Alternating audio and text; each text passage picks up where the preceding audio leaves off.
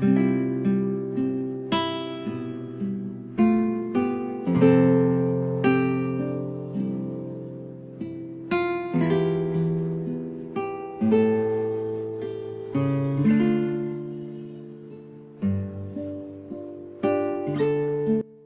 mabuting balita ng Panginoon ayon kay San Mateo.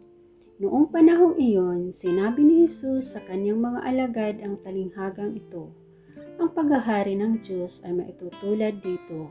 May isang taong maglalakbay, kaya tinawag niya ang kanyang mga alipin at ipinagkatiwala sa kanila ang kanyang ari-arian. Binigyan niya ng salapi ang bawat isa ayon sa kanya-kanyang kakayahan. Binigyan niya ang isa ng 5,000 piso, ang isa na may 2,000 piso, at ang isa pa'y 1,000 piso. Pagkatapos siya'y umalis, humayo agad ang tumanggap ng 5,000 piso at ipinangalakal iyon. At nagtubo siya ng 5,000 piso, gayon din naman ang tumanggap ng 2,000 piso. Ngunit ang tumanggap ng 1,000 piso ay humukay sa lupa at itinago ang salapi ng kanyang Panginoon. Pagkaraan ng mahabang panahon, bumalik ang Panginoon ng mga aliping iyon at pinapagsulit sila. Lumapit ang tumanggap ng 5,000, wika niya, "Panginoon, ito po ang 5,000 na bigay ninyo sa akin.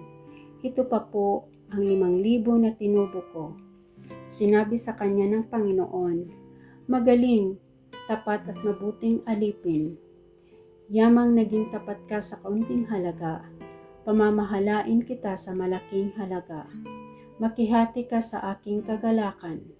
Lumapit din ang tumanggap ng 2,000 at ang sabi, "Panginoon, ito po ang ibinigay ninyong 2,000. Ito naman po ang 2,000 piso na tinubo ko." Sinabi ng kanyang Panginoon, "Magaling, tapat at mabuting alipin. Naging tapat ka sa kaunting halaga, kaya pamamahalain kita sa malaking halaga. Makihati ka sa aking kagalakan." At lumapit naman ang tumanggap ng 1,000 piso.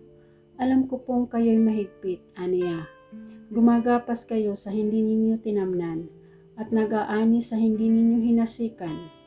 Natakot po ako, kaya't ibinaon ko sa lupa ang inyong salapi. Hito na po ang 1,000 ninyo." "Masama at tamad na alipin," tugon ng kanyang Panginoon. "Alam mo palang gumagapas ako sa hindi ko tinamnan at nag-aani sa hindi ko hinasikan. Bakit hindi mo iyan inilagak sa bangko? Di sana'y may nakuha akong tubo ngayon. Kunin ninyo sa kanya ang 1,000 piso at ibigay sa may 10,000. Sapagkat ang mayroon ay bibigyan pa at mananagana, ngunit ang wala, kahit ang kakaunting nasa kanya ay kukunin pa. Itapon ninyo sa kadiliman sa labas ang aliping walang kabuluhan. Dooy tatangis siya at magngangalit ang kanyang ngipin." Ang mabuting balita ng Panginoon.